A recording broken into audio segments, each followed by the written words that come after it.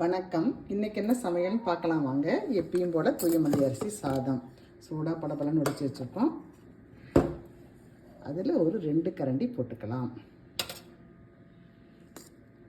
அதில் ஒரு 2 கரண்டி தட்டில் வச்சுக்கலாம்.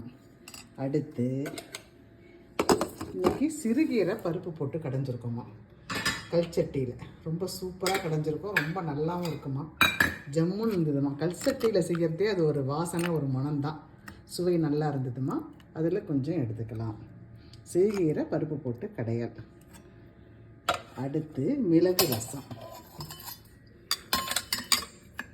எப்பயும் போல் சூடான மிளகு ரசம், அது கொஞ்சம் எடுத்துக்கலாம்.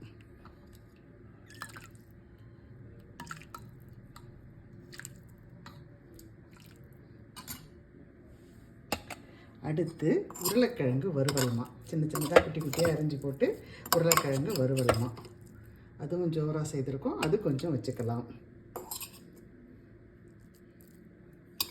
அடுத்து இன்றைய ஸ்பெஷல் கணுவா. அதானம்மா, இன்றைய ஸ்பெஷல் கணுவா ஃப்ரை சூப்பராக செய்திருக்கிறோமா. ரொம்ப நல்லா வந்திருக்குது. அவ்வளோதாம்மா இன்றைய சமையல்.